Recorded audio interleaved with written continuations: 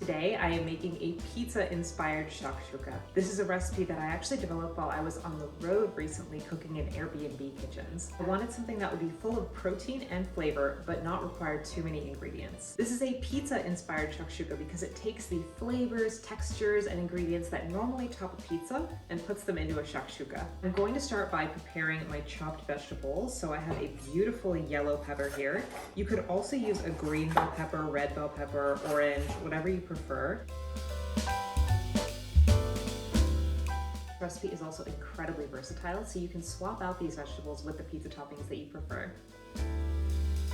The standout ingredient in this dish really is the fresh parsley. We're going to be using a lot of it both inside the shakshuka and then also on top as a garnish, so I'm going to chop that now. To chop fresh parsley, I first remove the leaves from the stems. Then I'm just going to bundle these all together with my fingers. Doesn't need to be perfect. And then I'm going to very carefully run my knife through them, keeping my fingers curved inward on my left hand so that I don't cut myself. So now all of our ingredients are prepped, we can head over to the stove. This dish is going to come together so quickly. We're going to start by caramelizing all of our vegetables together in olive oil in the pan before adding in our sauce, letting that cook for just a little bit before we crack in our eggs, and then it's done. I have some beautiful little golden tomatoes that I got from the grocery store recently, so I think I'm going to throw a handful of these in as well. Started by adding my onions and my bell peppers to the pan. I want to start these first because they'll take the longest to cook. I'm going to add in some freshly cracked black pepper as well as some salt to help all of these vegetables release their water.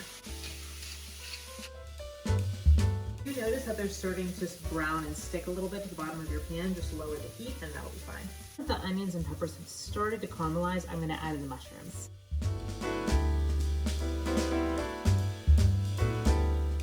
So I'll add about a half a teaspoon of garlic powder. You recommend using a tomato puree, crushed tomatoes, or tomato sauce for this recipe. However, I'm kind of lazy, so I'm just going to add in these whole peeled tomatoes and I'm going to crush them with the back of my wooden spoon in the pan.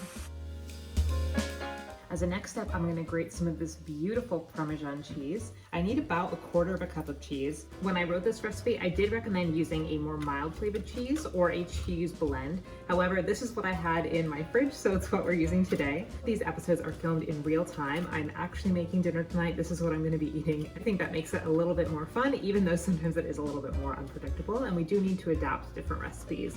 I think that's okay though, because that's what it's like cooking in a real kitchen. Sometimes you do substitute ingredients, and it's fun to see how you can kind of push the boundaries of different recipes and give your own spin on things.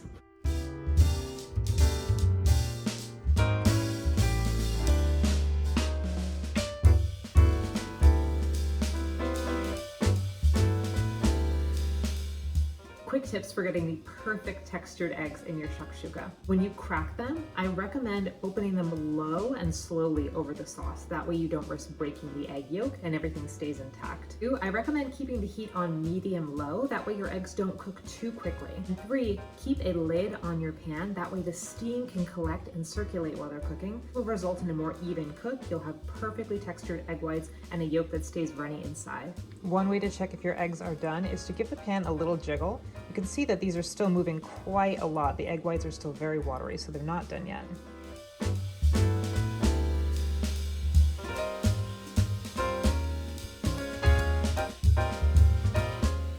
The parsley adds such a beautiful freshness to this, and then the feta cheese crumbled on top adds this delightful sharpness. It really balances out everything. The acidity of the tomatoes, the creaminess of the eggs, so good. I'm gonna go eat this now. Thanks for cooking with me.